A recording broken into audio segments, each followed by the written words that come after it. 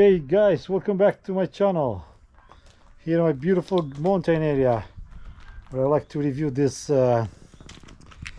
80cc engine which I installed in my 29-inch mountain bike. I'll show you a couple of tricks what I had to do in order to make it work. I didn't know anything about these engines. It was my first install. It was pretty challenging. I watched a couple of videos that were wrong, and I'm gonna show you how I install this because there are plenty of videos out there, but I'm gonna give you some hints. First of all, if you have a chance to buy the bike tire, do it, because when you're gonna do those installations you don't want to metal, you're gonna use some rubber. In my case I use some rubber here, rubber here, rubber here, and rubber here. That way you don't have direct contact here to metal with metal. It's gonna hold better.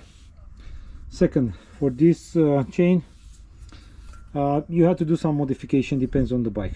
In my case I had to cut it here, fold it. I use a zap strap at the end, super easy. This bolt goes through this one. You have a nut at the end.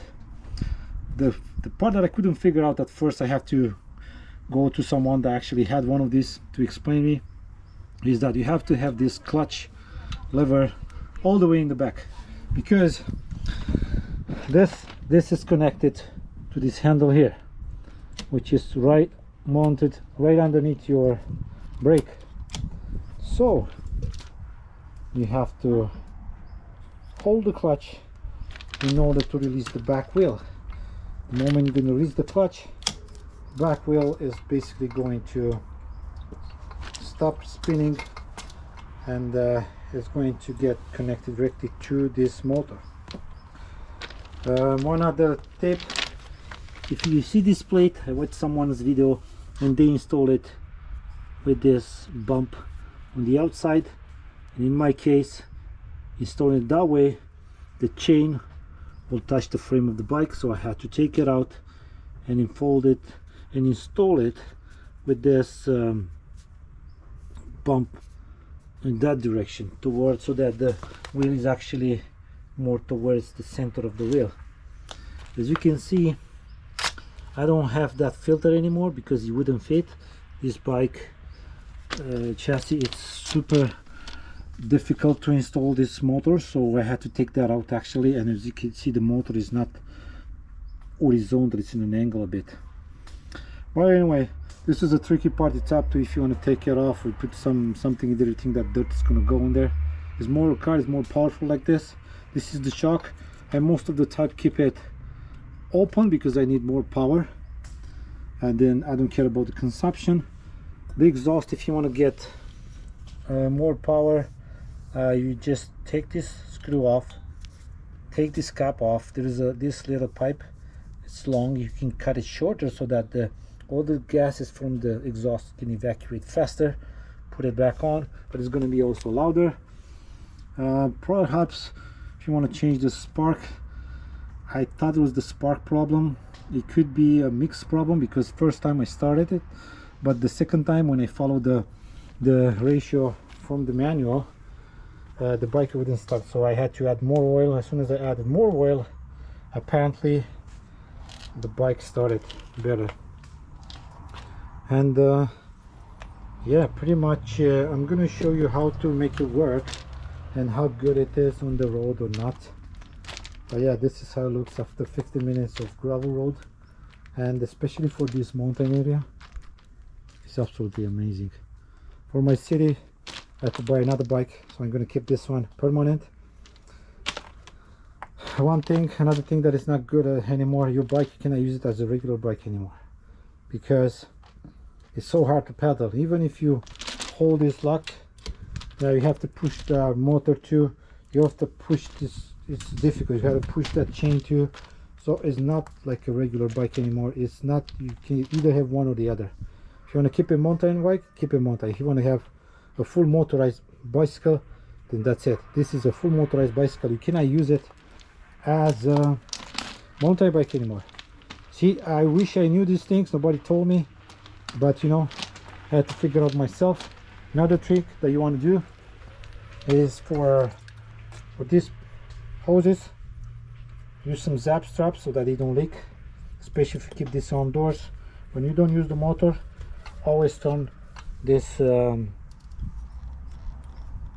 faucet off, turn it off, so you don't keep the gas mix with the oil in the motor.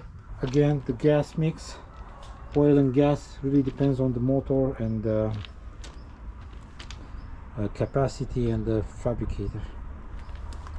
Yeah, it's pretty good. Stand by for some cool videos on some really dusty roads, forest roads, countryside roads, and you're gonna love this thing. It's absolutely beautiful. Oh, nice gravel roads. They're not so nice when they have so many cars creating dust. So to start, hold the clutch. You have to gain some serious speed. It's not going to start right away, especially if you haven't started in a while.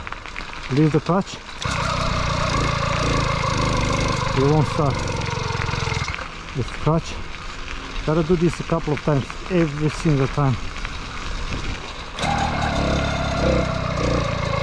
Yeah, it took me like 15 minutes to start, but once you get it starting once, it should be easier. Let's give it a try. Yeah, gain some speed, use the clutch. Oh no, not enough speed.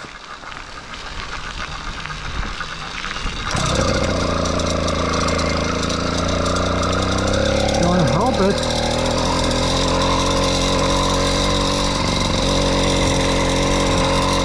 Pinky pedal.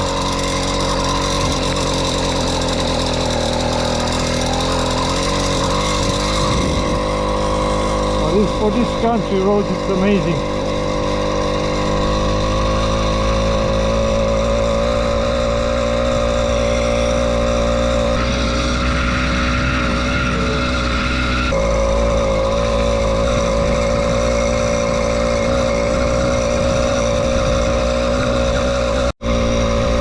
I don't think I ever been that far on this road with a bike.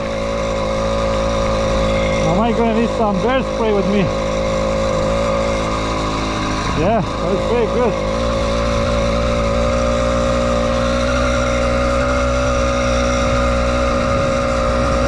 Going uphill. Can go by itself, or I can help a little bit. I didn't help at all.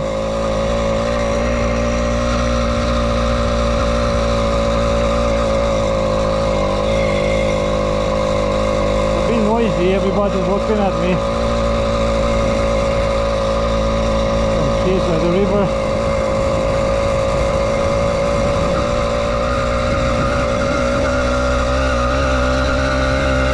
Downhill.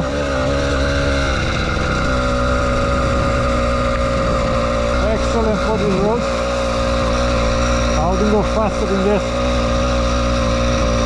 Oh, that is beautiful. Look at the view here. Oh my god, I've never been this far. Wow. Look, more houses. Wow, I'm shocked.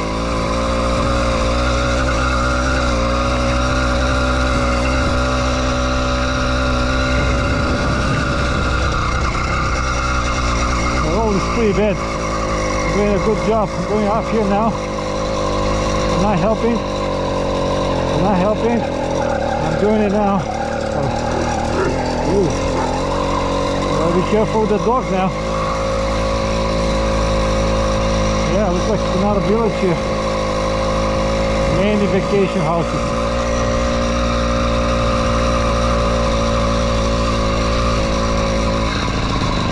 Okay.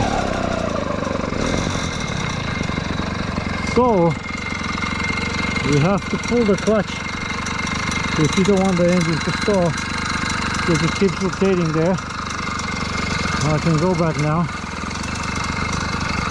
Yeah, so this is the trick. And then the engine is not off. Pedal, release the clutch.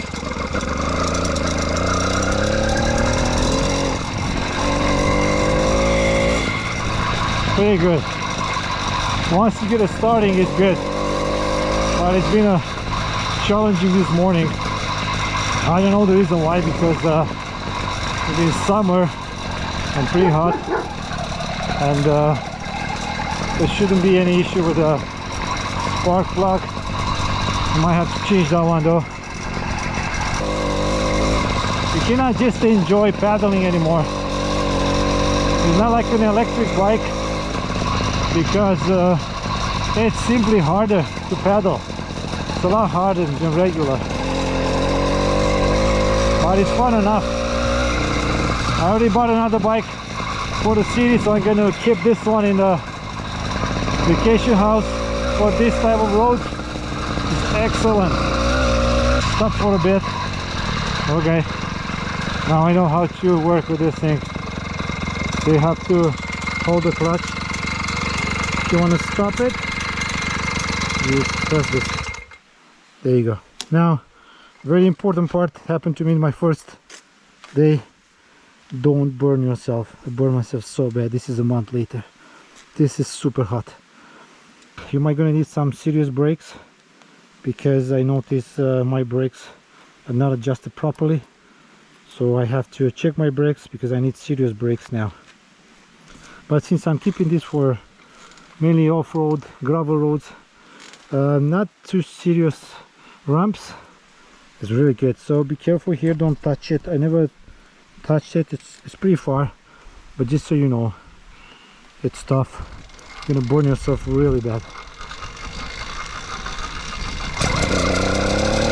Yeah, once you start the one, it's easy. I really like it.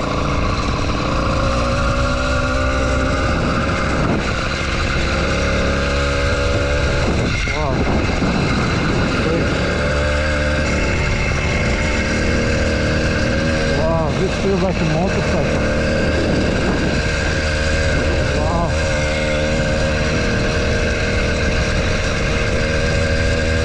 Wow.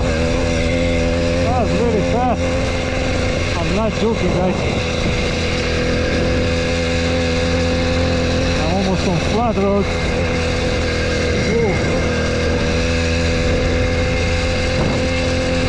Wow. Ooh.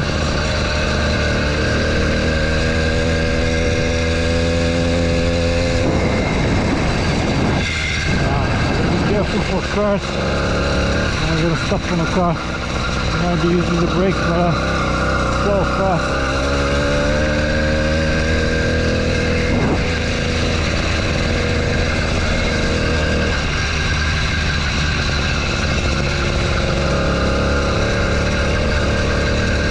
I don't think there's more than 40, but it feels like 50. Maybe because the bikes start vibrating a bit higher than 40. I think I measured the speed on the asphalt. It was 43 or something. I'm gonna post in the video. Now you can see for yourself how fast it is. I'm not downhill. Oh my god. I'm not paddling or helping. I'm close to 90 kilograms, and the bike with the motor now is 32 kilograms. It's a lot.